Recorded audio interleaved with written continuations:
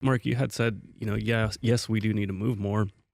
They're already tired though. Like they, again, saying like, maybe the 2 meals might be a little bit too much for you if you have your 8 to 5 job plus kids plus soccer practice plus everything, and now you're asking like maybe to move more. How can they do that? I realize how difficult it might be for some people to, to just start. Like it can be really, really fucking hard. So I'm never going to downplay that. I understand how hard it can be. What I think is important is for people to like integrate or incorporate movement into their life. So I went to my daughter's volleyball game just the other day. They kicked ass. They did really well. I was really proud of her. It was an awesome experience. April and Callie, who both work here at Slingshot, they were the Quinn's coach, and so that was really cool to watch Quinn and my niece play volleyball and get better and better with every game. It was the last game of the year. But anyway, I saw some people there that brought soccer balls with them. They brought footballs with them. And I saw dads in the parking lot chucking a football around with their kids. I saw another guy chucking around a baseball with his son. And I saw a guy take a baseball and just chuck it up against the wall. It was an older guy. It was an adult. He was just because like his son didn't want to play with him anymore. So he's just sitting there like throwing the ball. And I was like, just against the wall. And I was like, oh, getting some exercise in. He's like, hell yeah.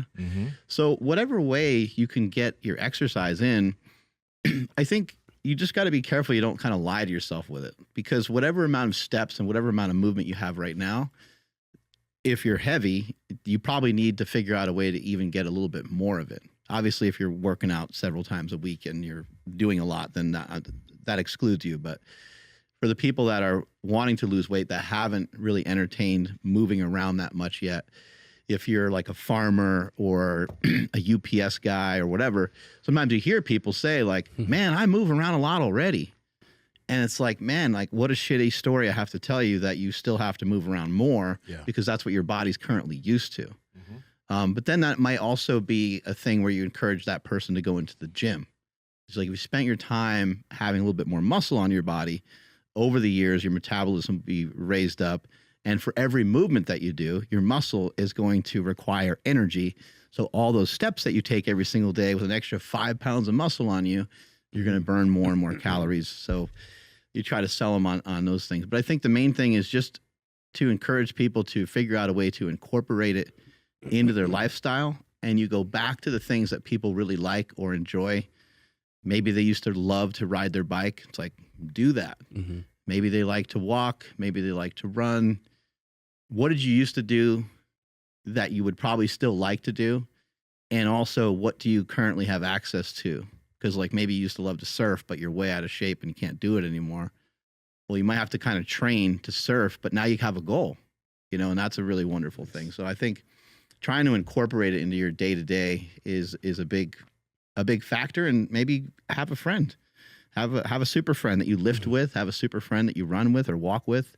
I think all those suggestions could be something that can help get you started. And then so if somebody has some pretty good habits laid out and they're like, I do want to see the scale go down and they do want to cut the calories down a little bit, Nsima, you have a pretty good way of explaining this. How much, whether it be percentage, number, whatever you want to call it, how far should somebody decrease their calories while keeping their output the same? I want to first off cement that last part of that statement that you mentioned, keeping the output the same, because with how variable our lives can be, again, not every day is going to be the absolute same. For individuals who are bodybuilders or people who compete in these like shows, right? These people are making sure that they get a certain amount of steps each day. They have a plan that they're doing every single week. There are baselines that they get every single day so that when they look at the scale, it's like, I should be around here this week. I should be around here this week. And they're usually structuring their food in a way that the inputs are controlled and consistent and the outputs are controlled and consistent. This is great for people in bodybuilding and people in those sports, but this doesn't necessarily reflect people that are doing things outside of fitness where it's not their everyday life, although they want to have change. But the thing is how can we take some of those concepts from this realm of bodybuilding where you're controlling and having consistent inputs, you're having consistent outputs, and you're seeing consistent, regular scale change? Well, we can try to have minimum movement baselines. Okay, so wherever you are on the scale of starting your journey or you're trying to lose 10 pounds, whatever it may be, can you have a baseline for the minimum amount of something that you're going to do each day? On Apple Watches, there's like a stand, like how many hours you stand a day. But let's take it somewhere even lower. Can you get a minimum amount of steps each day without fail? Okay, it doesn't need to start at 10,000. For some of us, or for some people, walking a mile is something that's kind of difficult. So can we at least make sure that we get a minimum of 3,000 steps or 4,000 steps each day? That's something that we're going to try to do every day without fail. Remember, your iPhone tracks it too, just under the health part of it. If you just look at the little heart, you click on that, and the steps are right there. Power Project family, how's it going? This episode is brought to you by Vivobarefoot shoes. Now, we've been wearing Vivos for almost a year now, but the great thing about Vivos, unlike normal shoes where you put your foot into these casts that aren't mobile, they have a small toe box, and they're very dense, is that you're putting your foot into a cast. You're weakening your feet. You don't feel the ground in normal shoes. The great thing about Vivos is they're extremely flexible. They have a wide toe box. They are made to help strengthen your feet. One thing I want to mention here is that when you grab some Vivos, you may tell yourself, these are uncomfortable or these hurt. That's because your feet are weak. And as you wear these shoes, they'll start to get stronger. They'll start to feel the ground. They're good for the health of your feet. Andrew? Yeah, absolutely. So me personally, it took me about 2 weeks to really be able to be like, okay, I think I'm getting it. Now I do not wear any other type of shoes. I only wear Vivobarefoot shoes. You guys have to do this for your feet. Head over to Vivobarefoot.com and at checkout, enter promo code POWERPROJECT to save 20% off your entire order. Again, Vivobarefoot.com. Links to them down in the description as well as the podcast show notes. Your iPhone tracks it, right? So can we get 3,000 to 4,000 steps each day? And to make it a habit, maybe you get those steps at lunch. Maybe you get those steps right after dinner. Can we make sure to do that? Right? Some type of, making sure that you stand a certain amount of time when you're at your desk each day. I think these are things that if you ingrain them, they're going to be things that, okay, this is consistent. It doesn't change. And that'll allow you to have a more consistent, what you see on the scale is more consistent. So when you're at your desk, can you get up and move or stand for 10 minutes on every single hour?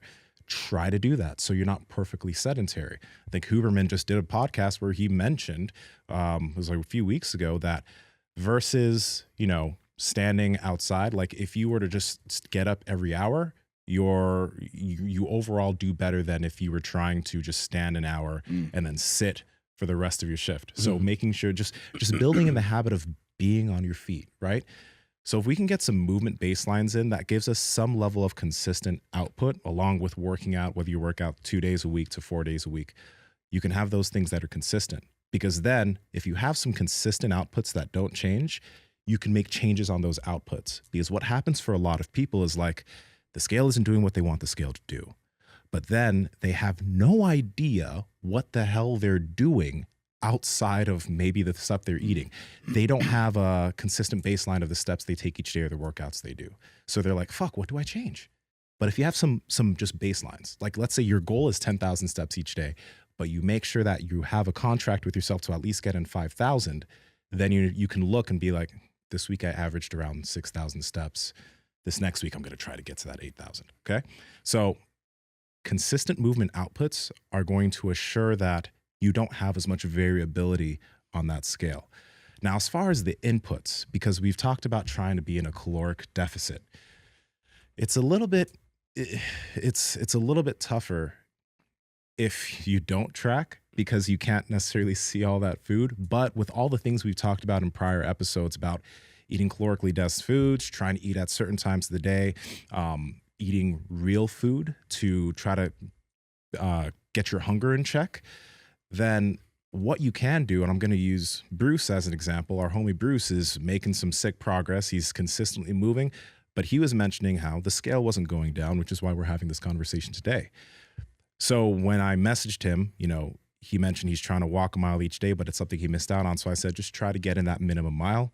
He dropped a pound. But also when he talked about his nutrition, he's doing carnivore, which is great. He's having snacks, etc. But one thing that is potentially something that he could change. Is he might be having a lot of bacon. Now, even though that's carnivore, it's also calorically dense. It doesn't have a lot of protein for the amount of fat that's in it.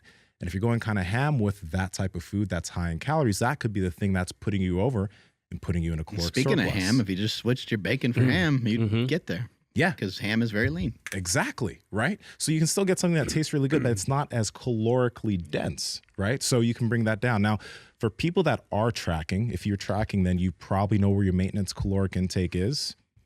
So take away 15% of that, or maybe 20% of that. If your maintenance caloric intake is 200 or 2,000 calories, maybe go to 10%. I mean, go to 1,800 calories or go to 1,600 calories potentially. That could be if you're tracking 10% to 20% of your caloric intake, drop that down, and that'll give you a decent deficit to stick at for a while. But if you're not, and we've been talking about doing this without tracking, then what you want to do is you want to pay attention to the foods that you're eating that have a lot of calories and see if you can substitute that, for example, bacon and ham, right? Having some a leaner type of steak rather, ribeye. Yeah. Maybe you switch to a New York strip. But for most people, it's not going to be the ribeye that's doing them in. For most people, it's something else that they might be snacking on excessively. Right. It's not going to be something that, like a ribeye is still like something that can make you full. You know what I mean? Right. It's a burrito that has sour cream, cheese, and all the other stuff in it. You got to kind of pick one or the other. Yeah. Or none. Yeah. So those are some things you can do. But I think that what you have to do is you need to really cement what is the minimum thing I'm going to try to do every single day without fail that I can do even on a stressful day. 5,000 steps, I think I can do that even if I have a fucked up day. 10,000 steps if it's a good day. 15,000 if it's a great day. But get those minimums in so that you don't have these big fluctuations.